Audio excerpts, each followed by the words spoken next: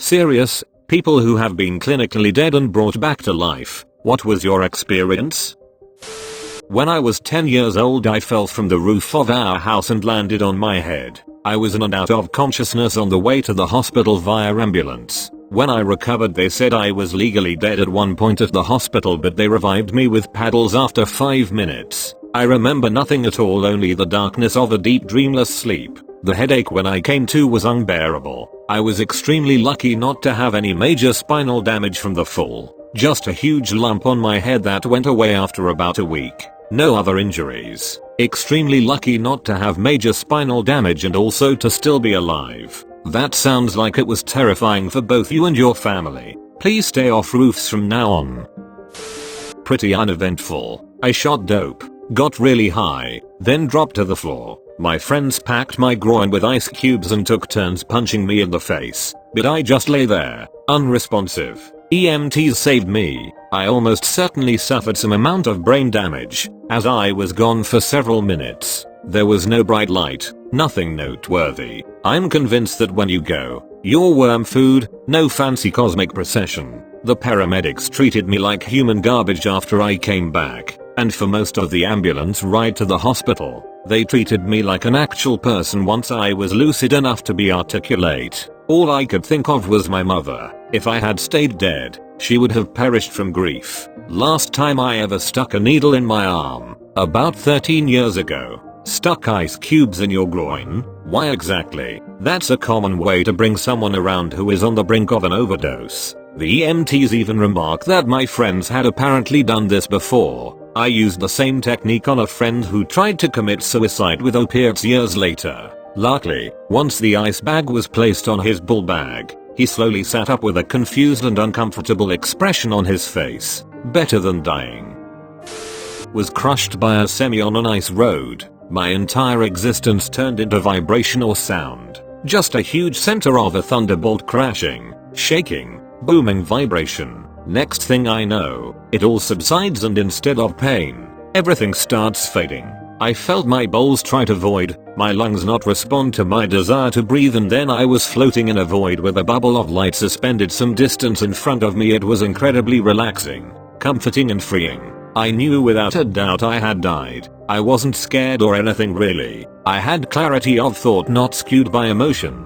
I started to look at the light now and realized it was a projection of what my eyes were seeing through my slumped overhead. I could see my cell phone on the floor of my truck where my head was pointing, and had a thought about how I just died and I didn't say goodbye to my wife or my kids and how they're going to feel. I wished I could get to the phone, and suddenly I started moving forward and back into my normal frame of reference. I started breathing again. The pain started too. I slowly regained some motor function and reached for my phone, but I could feel the blood draining out of me and knew if I called anyone it would be for them to listen to me die. I was conscious again, so I was going to do something. I started feeling around to see what kind of shape I was in. I reached down to my leg, but my fingers just found burger meat. I grabbed at a chunk of jeans and flesh and started pulling until what was left of my lower leg came flopping out from being wrapped around the brake pedal. I then grabbed and squeezed as hard as I could, knowing most people die in this situation because it hurts too much to self-apply pressure on massive trauma.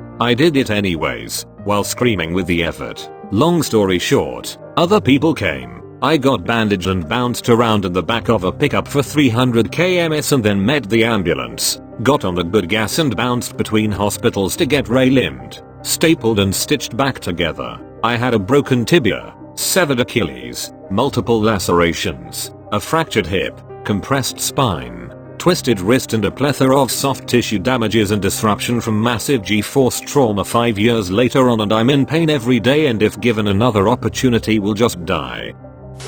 I died in the surgical theater and again in the recovery room. I don't recall anything from the surgical theater, but the recovery room everything started burning. Then I got tunnel vision. What I could see started getting further and further away and everything was fading to black. I remember trying to move my arms but feeling like they were pinned down by an unmovable object. After that, just peace and euphoria for what seemed like an eternity. Then pain. So much pain. Everything was on fire. The surgery site wasn't even the worst and it was major surgery. I started screaming as best I could. In my head it was loud, but I had a breathing tube down my throat. I wanted to start vomiting everywhere. I passed out after pulling the breathing tube out my throat and spewing everywhere. I was also convinced the recovery room crash doctor was some kind of ginger angel with ginger wings, which is odd as I'm an atheist. After I woke up the second time I asked her out to dinner, she said no. I laughed. Edited for clarification. I got the tube out before spewing.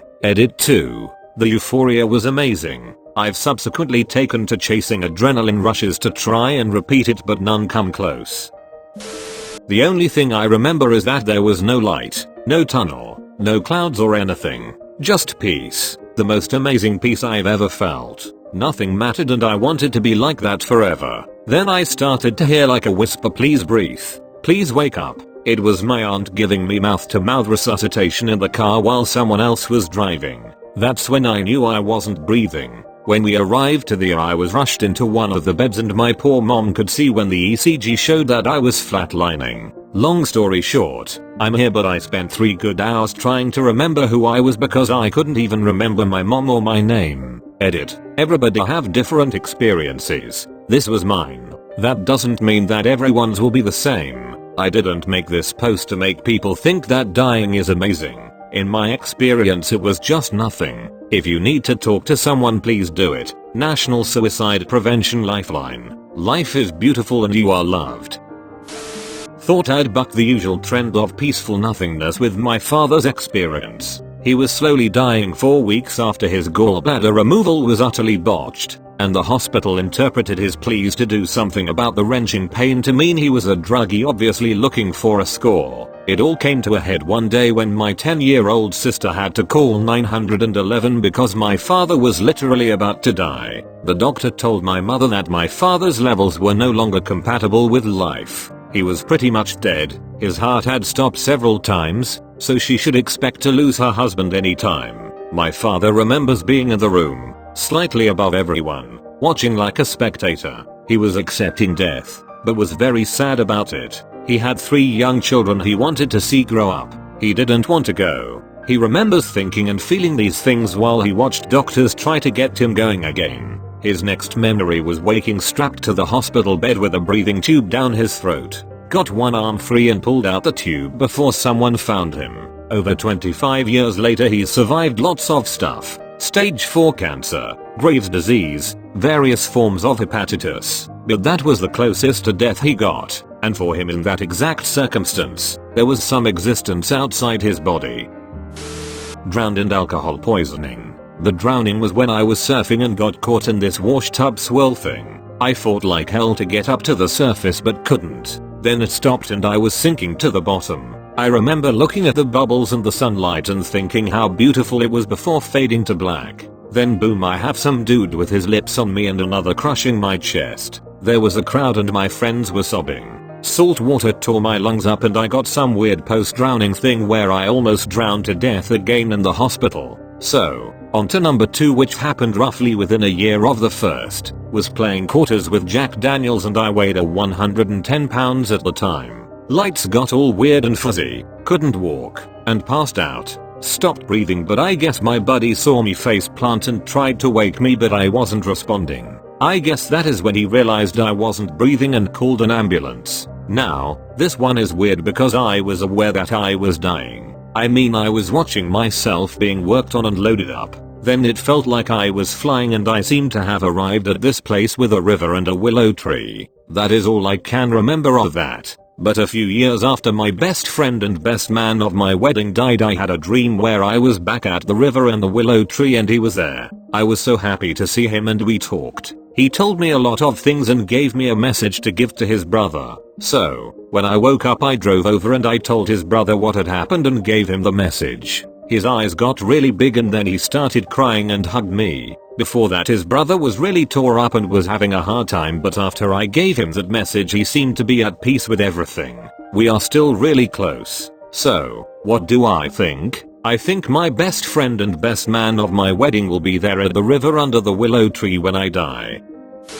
Aside from the experience everyone really talks about when they are dying, while they think it is what they experience when they are actually dead, such as seeing a light or loved ones, there was absolutely nothing. No sense of calm, no darkness, nothing. One moment I was dying and seeing things and the next I was coming back alive. I hope you enjoyed the video. I'm only 16, so I hope you didn't cringe from the editing. I hope we can get to 50,000 subscribers because I wouldn't be here without all of you. So thank you so much for your time and energy, and please subscribe.